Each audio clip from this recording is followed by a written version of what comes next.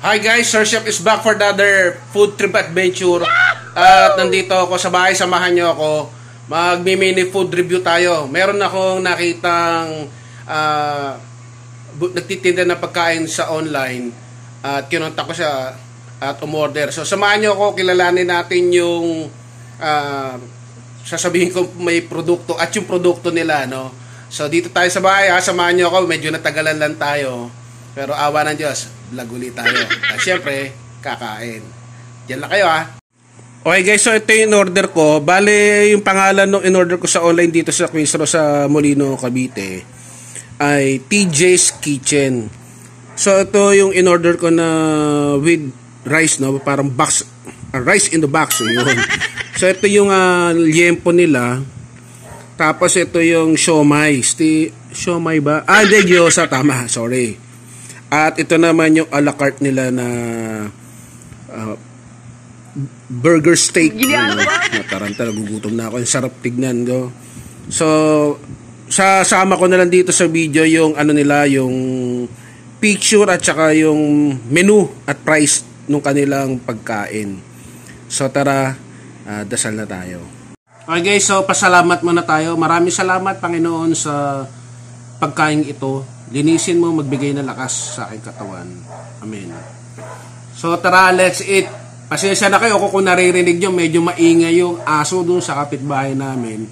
No? Sumasaway pa kung kailan tayo kakain at magbablog. So bago natin chibugate, isang sulya pa uli Wait lang. With rice, liempo, gyoza, at saka tong burger steak. Okay guys, so tikman muna natin itong ano nila. Itong pan-fry liempo ata nila to. Kita nyo. First bite muna tayo dito. Wow!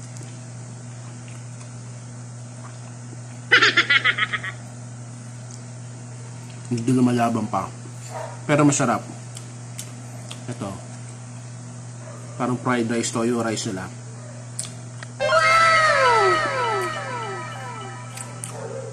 Masarap din. May bawang-bawang. So, parang adobo rice ang dating. Yan na kayo Ewan ko kung naririnig nyo. Maingay yung aso. Ito naman yung ano nila. Burger steak. Cute, maliit lang. Oh, yeah. Sakto lang. Homemade. Lasang homemade. Okay. Tsaka ano naman guys, affordable. Mamaya pag naano nyo, makita nyo, mura naman. Marami pa silang mga pagkain. Pero ito lang yung nakita kong gusto kong tikman kasi magkakanin tayo. Wow! Sarap naman tong siguro kailangan lang nila ng konting lambot. Pero yung sa lasa okay lang. Okay din itong nila. Fried rice nila. Kasi ito yung gyoza nila. Yan.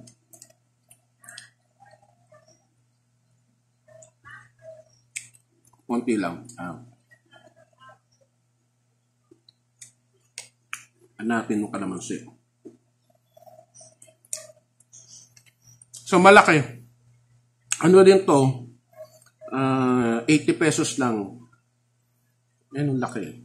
Gyoza. Meron kasi siomai pero typical na kasi ito naman maiba. Sana all. Masarap. Malaki Para may ginger. Siguro yung chili nila. Yahoo! Okay to sa akin. Okay to.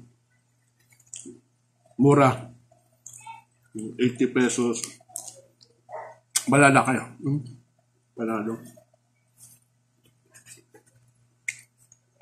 Pasensya na kayo at di tayo masyado naka-vlog nito nakaraan. Busy. Kaya nga sabi ko previous ko, sumusundot lang tayo. At medyo busy tayo sa trabaho. Pero ito awa ng Diyos nakapag-vlog. Aalis na ako eh. Kaso medyo naalanganin. At saka siguro may nakita akong bagong kainan naman dito sa labas ng Queens Row. At yun, nagsabi na ako doon, baka awa ng Diyos mapuntahan din natin yun. Mukhang masarap din yung mga pagkain nila.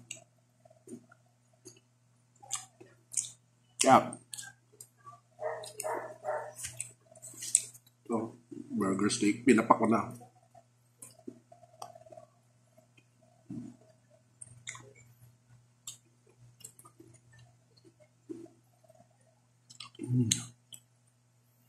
Mura naman. Abot kaya. Pang merienda ito. Gugutom kasi ako.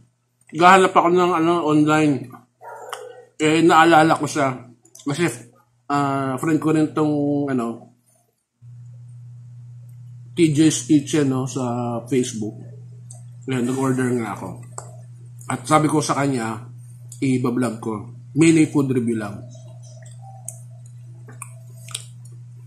So, ito ang kasulit. Panalo to. Dami yun. So marami pa. Meron pa siya ng churros, may empanada, may Shanghai. Makikita nyo pag inano ko yung mga menu nila, no? At saka yung page nila, sundan nyo nila. Hanapin nyo sa FB. So, okay mga kasepay, so bago ko ubusin to, magtuloy mo na.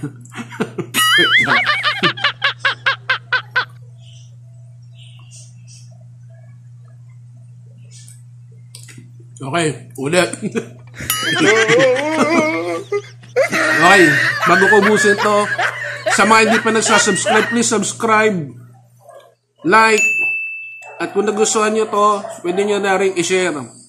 At sa mga magsasubscribe, please hit the notification bell, pakilagay po sa all para bisuhan kayo ng YouTube.